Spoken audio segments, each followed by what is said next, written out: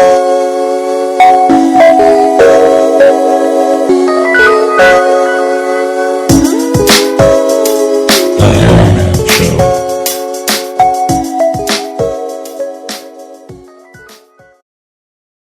welcome to the Harry Man Show number 26, where we're going to blast off with Derek Roddy.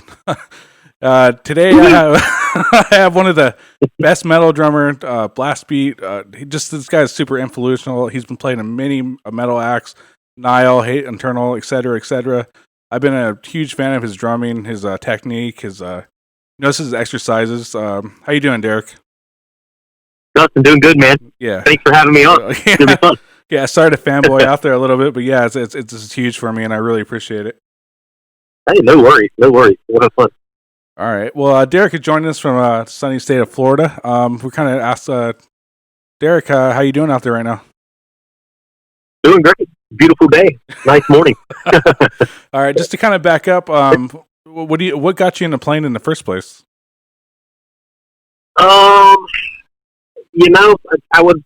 I think the first influence would probably be just my family in general. Mm-hmm.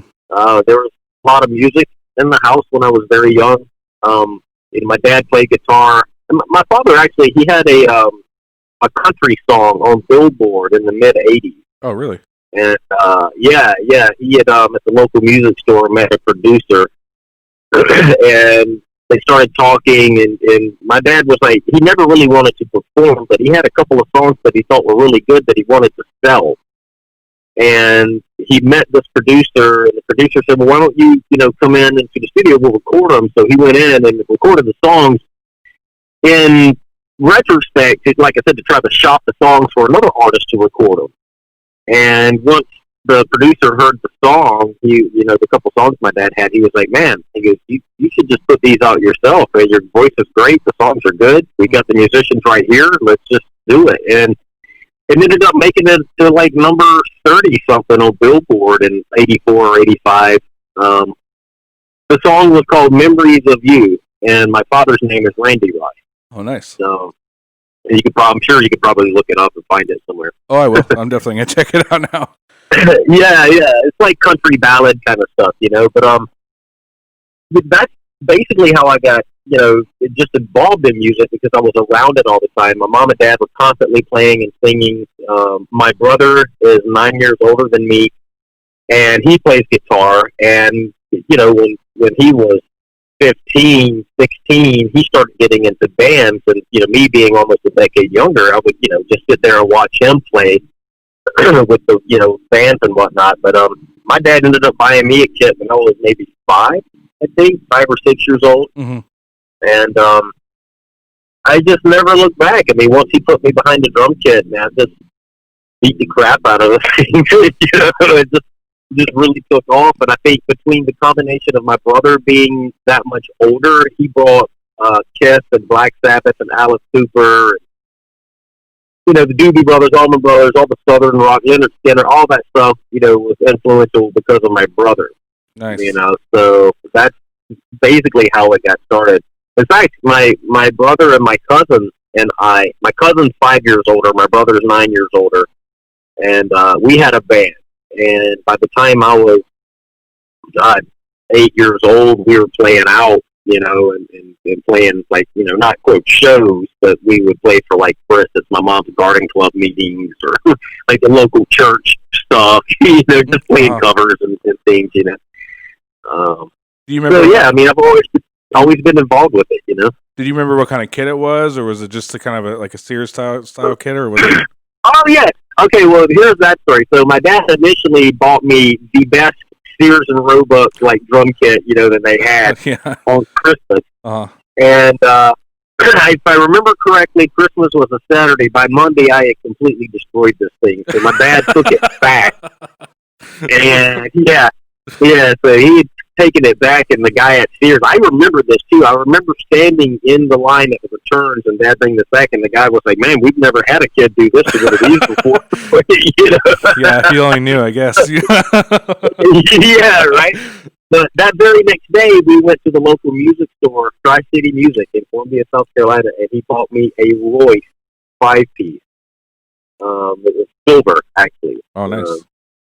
Yeah, so a little silver like voice 5-piece, and I think I played that kit for probably when I was playing with my brother and my cousin, probably for 4 or 5 years, and then he ended up getting me actually a nice set of Rogers drums. Oh, nice. Yeah, and they were like the real good like Rogers drums at the time. And that's one kit that I wish I still had. I'm kind of a gear junkie anyway, and I love gear, and I have way too much crap. You know what I mean? I got way too much stuff. But I can't help it. I'm just addicted to this stuff, and it started like way back then, even. But that's one kit that I wish I still had. Yeah. Just for the nostalgia of it, And then, obviously, being around musicians, were you self-taught, or did you start taking lessons at all? Well, I was pretty much self-taught, and then my brother suggested that I tried to take some lessons, and I went to another local music store that taught lessons, and I went once, and the guy was he was an asshole, and like I didn't really feel he was all that great anyway. Yeah. And I mean, I was already kind of playing stuff that he was trying to teach me pretty proficiently at the time anyway, so I just kind of, gave up on that. But I did, once I got into middle school, I got into like school band. I was in marching band, for example, in high school. I played snare drum in my marching band at Brooklyn Casey High School. And so, I've always loved the educational side of it. I just never really felt like, the private lessons thing. I learned more by watching and just listening to other people, and that's one thing that I did when I was really young. I was very creative. I could think of probably 6 or 8 drummers in my neighborhood that were all older than me, and I would get to go watch them play in their bands. And these guys were all really good. I mean, we had some really outstanding drummers in Columbia, South Carolina. Even just in my neighborhood, there were 4 or 5 guys that were playing, like the Rain and Blood record from beginning to end. Like, I wasn't just an old guy, man. There were a lot of guys, and a lot of drummers that have come out of South Carolina that have gone on to do, a lot of cool things. But yeah, I was lucky because I would see all these guys that were older than me, and I would just spend my time like. There was one band and one drummer. He was 5 years older, and his name was Jason Moore. And Jason had this band called, at the time they were called Xavier, I think. And they did covers, but they also did original stuff. But they covered like Rhyme of the Ancient Mariner. You know what I mean? Like they were doing some serious stuff, for a local high school band at the time. Mm-hmm.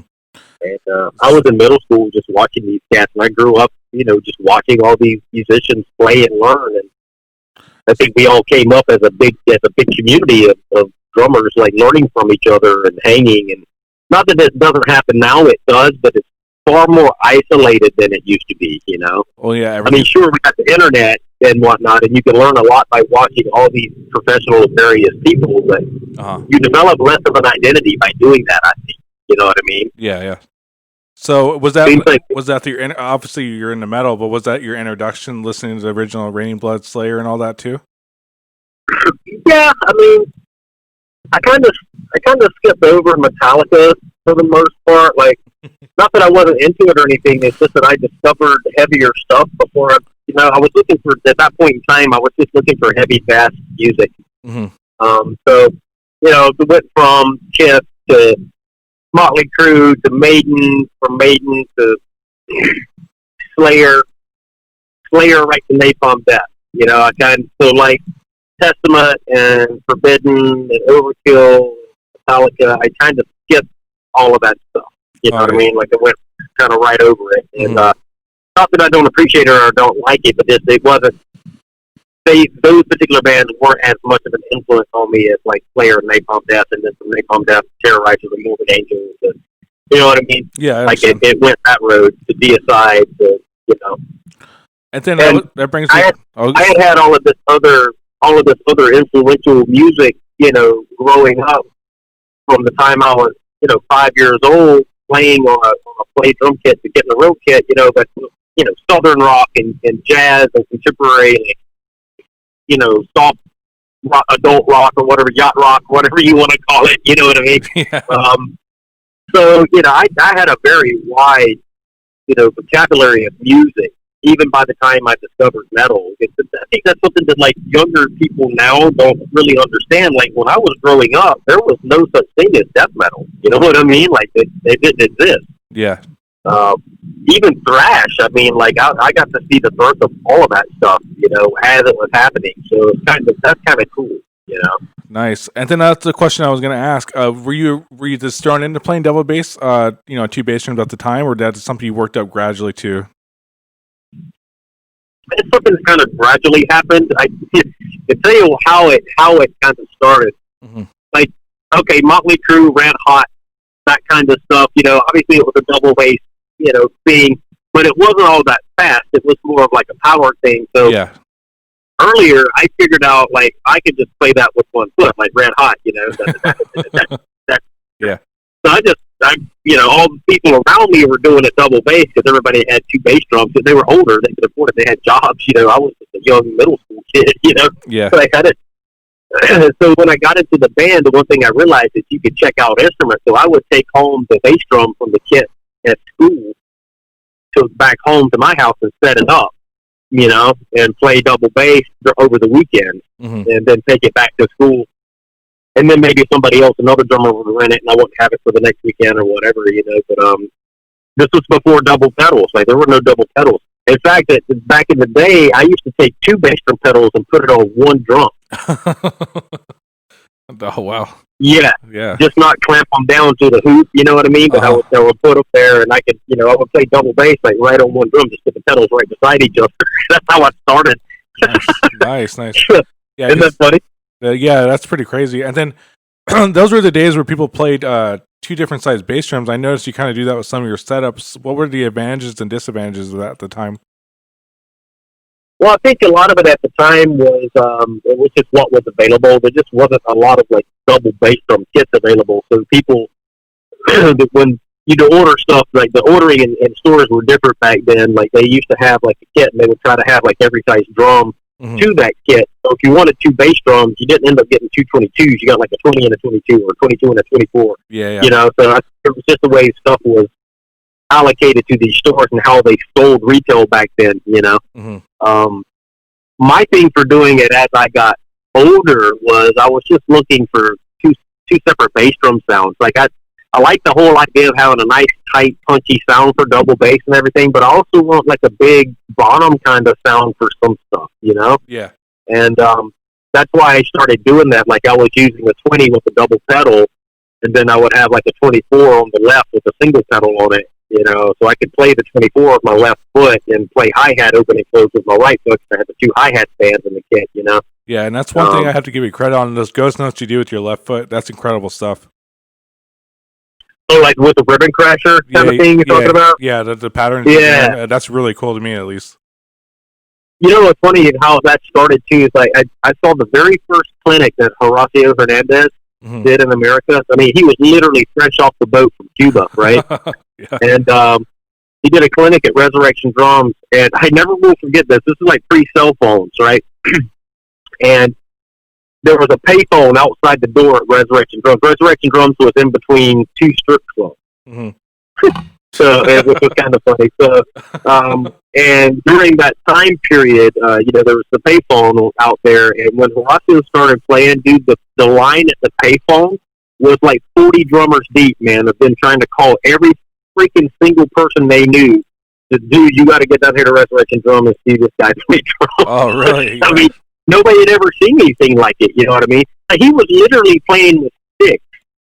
Not drumsticks, like sticks from a damn tree. Oh, really? Like he had whittled down. It was like his favorite pair of quote sticks, you know, but he had come from Cuba, like, you know what I mean? Yeah, that's weird. It's probably shocking to see.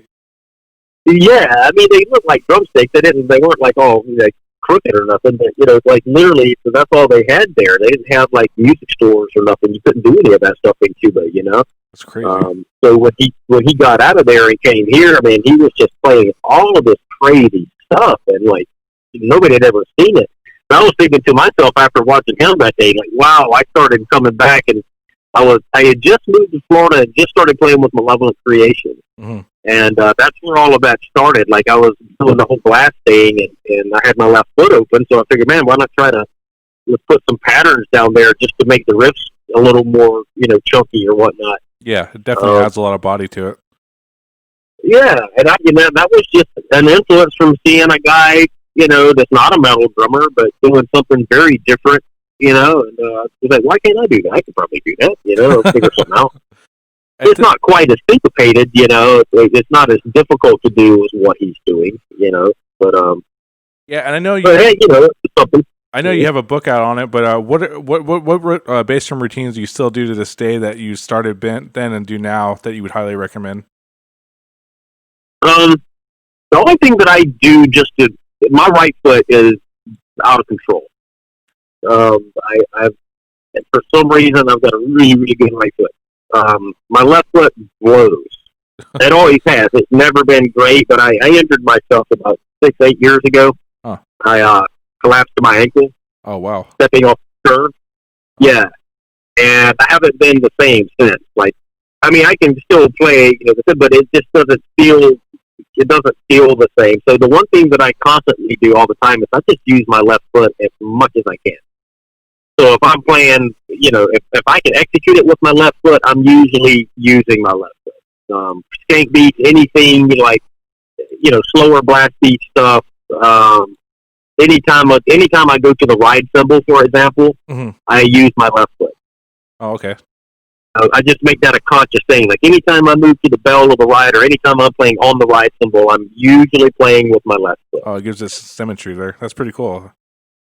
Yeah, well, just the thing about people like double bass is, your feet have to be even. You're only going to be as fast as your slowest limb. Yeah. And I can play straight eighth notes with my right foot up to about 290. You know what I mean? Yeah, that's incredible. Yeah, but my left foot by itself, I'd be lucky if I could push out right now probably 240. Huh. Right? So there's a good probably 50 to 40 BPM difference between my 2 feet. And it's always kind of been like that. Like I said, my right foot's just incredibly developed for what it was. I think that's because I grew up playing. Like I said, I used to play Red Hot with one foot. The Motley Crue song. Or what was the other one they had? Live Wire. The part in Live Wire. Oh yeah. I was playing all of that with a single right foot back in middle school. So I think that's probably where it came from. All the Iron Maiden practicing and stuff, like that Peace of Mind record, man, I grew up playing. I must have played that record 4 or 5 times a day, every day. When I was in middle school. And I guess that brings my next question. What was your introduction to blast beats? Was it around the same time, or did that something came later for you? No, the moment I heard Napalm Death. That was probably 96, 97. Nice. So it was either Repulsion, Napalm Death, the Electro Hippies, the Swans, maybe. Like, I was kind of into, the hardcore punk side of it more during that time period. The Accused. You remember The Accused from Washington State? I think I know the name, yeah. Oh, my God. Their drummer is ridiculous, man. Go back and listen to some of that old Marcus Splatterhead stuff. Listen to the drums on it. It's so killer. I was blown away by a band called Death by Stereo a while ago. And that was my introduction to, kind of speed thrash metal. And I know you probably laugh at that, but I just remember hearing that and go, God, this guy is fast. You know what I mean? That was crazy to me at the time. Right. Yeah. The band Macabre? You know Dennis, the drummer from Macabre at all? I'm sure it's going to come to me 20 minutes after we're done here, but probably, yeah. Yeah. He's another one. He's got that kind of style like that drummer in The Accused had, just hammer it out, all acoustic kind of, fast drumming and real articulate there, you know what I mean? There's very few players that play like that, and I really, really dig that kind of playing, It's like I don't really, it's not that I don't dig, the newer players. I do. I love all of that stuff, but it just doesn't hit me in the feels like some of these guys that really play, you know what I mean? Like, they're not so much concerned about technique. They're more concerned about vibe and sound and conviction, as opposed to let me see how relaxed I can be, let me see how fast I can play, let me see how low I can get my strokes and how controlled I can. That doesn't appeal to me so much. Well, that was back in the day where it was one take recording too, and that's something you're pretty well known for, I heard.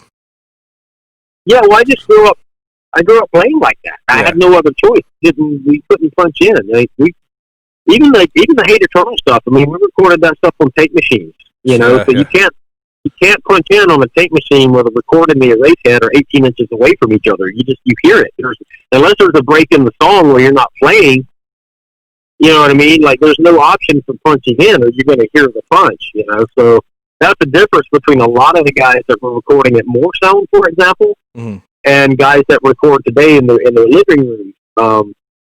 And I know that Jim Morse did put out somebody had done, I think it was Adam from Misery Index had interviewed Jim Morse, and Jim Morse had said, all that shit you're talking about, that's all edited, all that stuff at Morrisound, but what he failed to mention was like the type of editing that they were doing is not the type of editing that they're doing now.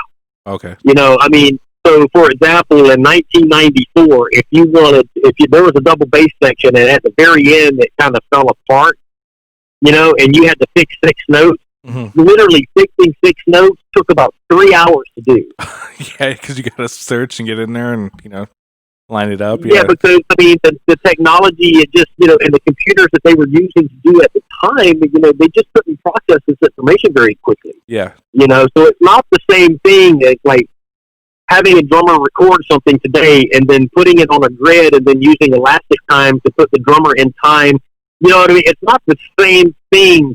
That the recording process is not the same as it used to be. You know what I mean? So I think that it's had a major effect on the way drummers sound and the way that because everything now is sound replaced. You know, it's like when you listen to a record, you're not actually hearing the drummer anymore. You know? Yeah. And that's one thing that I really miss. I miss hearing the drummer. I used to remember how excited I would get to hear a new record, and I would, you know, run all these scenarios through my head. I wonder if he's using the same kit, or if he got a new kit. I wonder if he's using a brass snare or metal snare, or, you know, or steel snare or wood snare or whatever. All these things that, you know, that go through my mind back then when I listened to it, none of that happens anymore, because I know that what I'm going to hear is going to be the same freaking snare drum sample that's been on the last 100 metal recordings. Yeah. That's you know what I mean? Bummer, yeah. And you're not hearing the drummer anymore. I mean, you got a good production or whatever. I mean, it's clean and it's isolated and whatnot. But, like, I haven't heard a band that put out a record that when I went to see them live sounds like their record in easily 20 years. Yeah. I mean, it's nuts. You know? And that used to be the highest compliment you could get as a musician. When you played a show, if you had somebody come up to you and say, man, you guys sound just like your record, man, that was like the top of the compliment that you could get. Uh-huh. And nobody gets that compliment anymore because nobody sounds like their record. Yeah. You know? Yeah. And because none of this stuff is real. Since we're on that subject, when you go to record, are you more of a just practicing repetitively the same thing? What are your tactics to go in there and be the one take success that you've been having? I mean, is this something you just kind of listen to over and over and practice, or what's your way of doing it? I think it comes down to being competent enough in your ability to live with mistakes. Yeah. Because you're not ever going to be able to record something perfect. I don't care who you are. You know what I mean? Like, it's not going to happen. And the problem is when you listen to all of these recordings, they're all perfect. And nobody plays like that. Nobody plays perfectly in time because their drums are put on a grid. Yeah. You know what I mean? Like, that doesn't happen. So, like, the moment that happens, you are not hearing the drummer anymore. You know, you're hearing a byproduct of production, which is not the same thing as listening to the drummer. So when I go see a band live, you know, I hear a band just like any other band, but when I listen to the record, like, I'll give Necrophagus as an example. That record, you know, it was literally recorded note by note, the solos, everything. I mean, I was told that by the producer that recorded the dang thing. You know what I mean? Like, so, okay, I get it. You want to set a standard for a way of recording to have a type of sound recording, but that band does not sound like that. So you should not expect them to sound like that, because when you go see them live, they sound like 2 guitar players, a drummer, and a bass player playing music. They don't sound like what their record sounds like. Yeah. You know what I mean? Because the record is not real. It's nothing about it that's real. When you go see these people live, that's real, and it sounds nothing like the record. So that's kind of where I'm like, I'm lost in the whole metal scene now, because I'm not actually hearing people anymore. I'm hearing yeah, I'm hearing a byproduct of machine, and that doesn't attract me Yeah. to metal anymore. You know, It's an easy out, on everything, just to kind of, hey, just punch it in, we'll duplicate that, and blah blah blah. It kind of takes away the human out of it. I mean, a lot of times they'll even take like the best, cleanest 8 bars of a blast beat, and they just loop it. Yeah. I mean, it's like, so you don't even hear like, the variation of time and the struggle of actually doing it. That's another thing. Like, the music has just gotten so sterile. There's no organic, like you said, there's no organic touch to it anymore. Well, I like to hear drummers breathe that are playing too, and that's one big thing you're on too. Is when you see a drummer play metal music live, you can actually feel him breathing through his double bass strokes and his blast beats. You can tell the hesitation. You can hear the relief. You can hear the power when he gets his air back, etc. That's what I notice sometimes. Yeah. And I understand. You want to make it. When you record something, you want to make it as best you can, but do you want to change it completely? Now, see, that's where I draw the line. Mm-hmm. I mean, if you have to edit a couple notes, because it completely fell apart and it just doesn't sound good and you don't have the budget or the time to go back and fix it, you know what I mean? Yeah. But when it comes to taking your entire performance and making it fake, which is 99.9% of the stuff you're listening to, mm-hmm. You know what I mean? Like, I don't know. I'm disconnected from it so much that I don't even enjoy it anymore, Oh, man. That's a bummer. But I know. Speaking of live playing, what are your favorite countries or states you visited, and any memorable venues that kind of blew you away? Oh man, I mean, yeah, the world is a cool place. I mean, it's so much cool things out there. But I mean, probably one of my favorite places on earth is Lebanon. Oh, nice. Hey, Lebanon, dude, I can't even say enough good things about Lebanon. I know that sounds weird. People usually think of like, and I don't really consider Lebanon the Middle East. It's more of a Mediterranean. Uh-huh. I look at it more like Greece or Turkey or like it's not.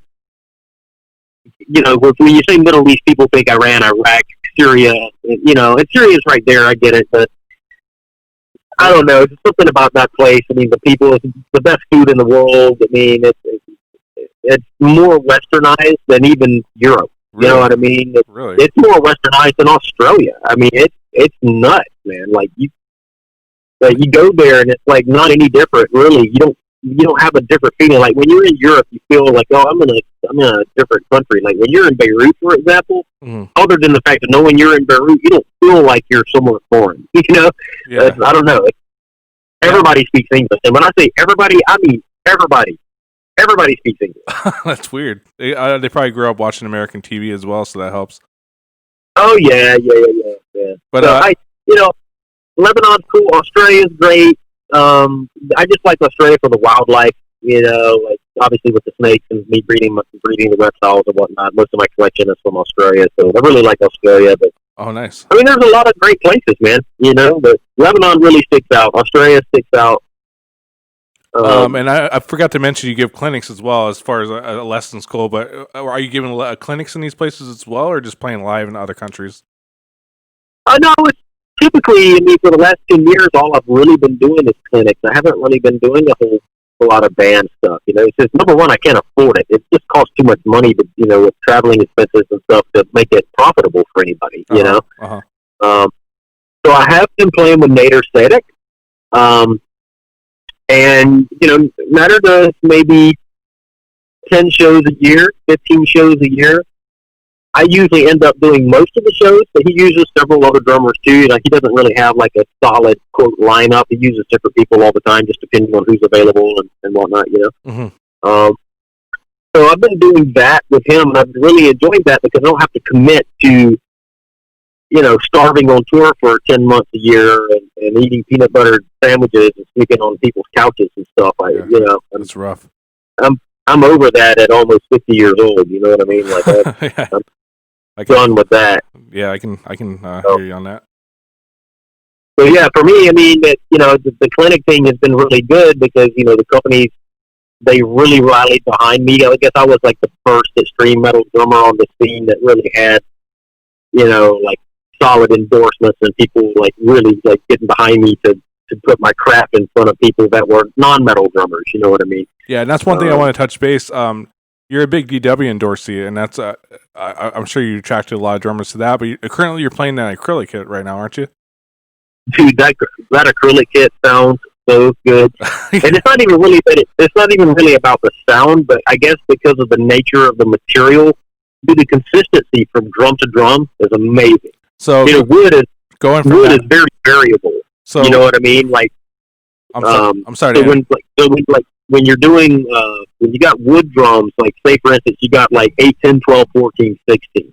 With a wood kit, there's always one or two drums that just sounds like it doesn't belong. Yeah. Like it doesn't have the same properties as like some of the other drums, right? And DW is really good for that because John, handpicks shows for people, and he makes sure that because I've literally had drum kits where, like for example, my Premier Signia kit that I played for many years, I had 8, 10, 12, 13, 15. The timbre of the 13-inch drum was higher than the 12. Yeah, the 13. So I could never get that particular drum to sound like the other. I could get it pitched right, but it didn't sound like the other drums. It had a different sound quality about it. Mm-hmm. You know what I mean? Mm-hmm. The acrylics, I guess, again, because they're the nature of the material, that every single drum seems to sound like it belongs with the next. Yeah. And that's really good. If you're playing you're playing these fast pommels, you kind of want that all to sound uniform going through there. You don't want to have one drum that's really ringy and then one that's dead and then one that's in between. And then you end up with all of these different textures within, your drum sound. And yeah, the acrylics are really good for the consistency for sure, man. Well, sure. I have a couple of acrylic sets myself, but did you notice a big shift in dynamics or attack when you shifted to acrylics, or did it just kind of feel at home for you? No, dude. Honestly, if you walked into a room and you didn't see these drums, there's no way that you'd be able to tell that they're wood versus acrylic. There's no way. Yeah, they're louder too, though. I don't know. I don't know if they're so much louder or not. Maybe the the Disco-Lite drums. That's what I have myself. Yeah, these acrylics are in no way, shape, or form like the old acrylics. Yeah. Not even like the new acrylic stuff that Ludwig has. These shells are completely different. They're seamless. They're completely round. You know what I mean? Like mm-hmm. They're a completely different monster than say the Ludwig acrylics that you would buy, like the Vista-Lites and stuff that you would buy in the 70s and 80s. Completely different animals. Yeah. Yeah. And then nothing like. And then I want to talk about: are you still playing Axis pedals as well? Oh yeah. Yeah. Yeah, because I noticed when I was going through the drum magazine, I still looked through them, but I remember you being a big endorsee through almost all the magazines with the Axis pedals. Are you playing them longboard or shortboard these days? Longboard. Oh, nice. Yeah. Nice. Yeah, just a longboard with the 21-degree axle piece. Now, it gives a little more throw in the stroke, but it kind of feels a little bit more like a regular pedal. It's not as doesn't feel like it plays through the head so much, like mm-hmm. the older Axis pedals, Mm-hmm. Which I like for playing really fast. Like if I'm doing an entire set of Hated Frontal, I would probably play the regular longboards, but if I'm doing my normal playing where I like to, have a little bit more oomph, a little bit more, more stroke, I will move to the 21s, because it just gives me a little more volume and a little more of a natural kind of a pedal feel, And then as far as cymbals, you've been a Mino endorsee for quite a while now too, as well. Yeah, since 2008. Yeah. Nice. And those are great cymbals as well. Man, they are I would definitely say they're the most cutting edge company out there. I mean, they really listen. they really are open to suggestion and putting out new product and trying new sounds. And they got the widest voicing of any company out there. You can find pretty much anything you need in mind. If you're looking for a Peisty 2002 type of sound, they got that in the Soundcasters. If you're looking for a hand hammered, K kind of sound, they got that in the Bison. You know, if you're looking for like a Z custom Zildjian kind of sound, they got that with the customs. You know, custom. I like their sand rides a lot too. Yeah, the service ride is killer. You know, it's basically just a medium ride with a large bell. You know, it's not anything like crazy or nothing. You know, I've never really been a fan of like all of these metal drummers ride cymbals. You know, like the Lombardos and the Charlie Benantes and that kind of thing. I've never really been a fan of that kind of sound. I'm more of a Tony Williams kind of ride cymbal guy. So you're talking more like the Z Custom Mega Bell ride sound, right? Is it what you don't like? Yeah. Or like the Pisces Power Ride. Yeah, sounds like you're tapping on a piece of metal. You know, just too high. You know, I know exactly what you're talking about. I'm not into that. I like to feel the cymbal kind of give a little bit when I hit it. You know what I mean? Like I like a thinner ride. Like I said, something here like Tony Williams, you know, or more something like, you know, Weckel or somebody would play. Like it's more of a fusion kind of sound. Something with character, pretty much. Yeah. And same thing with my crashes. I play all thin crashes or medium thins, you know, no power crashes, nothing like that. You know, mostly thinner cymbals. Nice. Well, same thing with drum heads, single ply heads too. Like, you know, I like Ambassadors personally. Oh, really? They've always been my favorite. Yeah. Top and bottom, or just top? Top and bottom, yeah. Ambassadors. Yeah. Even on the kick drum, I like Ambassadors. Oh, really? Yeah, they get for how thin they are. They give a lot of recoil to them too. That's what's cool about them. Yeah, and you know, just the tone, you know, and the Ambassadors sound completely different than like a G1, for example. Oh, you know, yeah. A G1 feels a lot. I know they. Yeah, well, I know they use a different mylar too, you know, but I think just the openness of the Ambassadors I like a lot, you know. Well, before I let you go, I wanted to touch base with the school that you're giving, the lessons and how they can reach you and how that's been going for you. Obviously, it's a little bit of a slowdown right now, but you have a drum school, and what would be the best place to check that out? Okay, so I'm in the process of building a new website right now. It's called DerekRoddyLive.com. And it's basically going to be a streaming site. So what's going to happen is when you go there, obviously, you know, it has the regular website stuff, but it's also going to have a subscription-based thing where for like, you know, a couple dollars a month or something, you'll be able to gain access to a stream camera that pretty much is going to be active 24 hours a day in my rehearsal room. So, badass. You know, people will be able to come in and check in. If I'm practicing, that's cool. You can watch me practice. You can watch me record stuff, or you can watch the band practice, you know. And it's completely, you know, unedited, and it's live, and the sound is great. It's coming right off of my Pro Tools rigs, and everything's close mic, and it sounds incredible, you know. So I got some cool things coming, actually. And then as far as lessons, I mean, if anybody wants to hit me up, you know, I do Zoom, Skype lessons, all of that stuff. My email is easy. It's DerekRoddy@hotmail.com.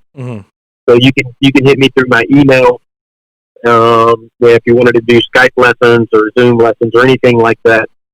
Just hit me up. Yeah, I'm pretty flexible with all of that stuff. Yeah, I'll definitely share the links to that stuff so people can kind of get to it a little bit easier. But yeah, you also have a great YouTube channel if you just want to see just Derek playing live and some of the studio stuff he's done. Yeah. So, you know, the YouTube channel, this is something that happened to me. I can't remember when the crash happened. Was it 2011 maybe or 2010? But I used to have an account on there. It was called Mr. Obsidian. And I had it was like 140-something thousand subscribers. And I was one of the pages that whenever that crash happened, the YouTube crash happened, I don't know if it was 2010 or 2010, I can't remember, but my channel was one of the ones that was lost. So I had to start another channel, which if you go to YouTube, you can just, you know, search Derek Roddy and it'll come up or whatever. But I've never been able to really get the subscribers back, you know what I mean? But again, I don't really push. I haven't really been putting out a lot of videos or doing too much stuff, like I said, on those platforms that we were talking about earlier. I've been trying to just keep it based to my website. So in the future, if you want to see anything, you know, by me, if you want to keep up with me, you're definitely going to have to come to my website, because I am really over the whole Facebook, YouTube thing. You know, like I was telling you before, just the fact that every time I sign onto this thing, they're making money off of me. It pisses me off, to be honest. It makes me mad. And especially how musicians are treated. on these things. You know, they don't even let your fan base see your stuff, and like they want you to buy boost, and they want you to pay to have likes and all this stuff. You know what, man? You can keep all that shit. Yeah. I would just rather people just come to my site and have a direct link to me. It's too easy to find me online to not do that. You know what I mean? So, yeah, I totally agree. I'm just going to try to get back to that. It's just everyone's on that platform, so you kind of have to, show them the way to do new stuff too. So it's a little bit of a double-edged sword there. But yeah, I totally agree with you on all that. Well, I get that. It's not, I'm not saying that I'm not going to have a Facebook page or a YouTube channel. I am. It's just how much content goes up there is 1% of what's actually on my site. You know what I mean? So, like, if you really want to get into some cool content and stuff, you're going to have to come to my website, because I'm not going to be putting this stuff up on YouTube and Facebook anymore. Yeah.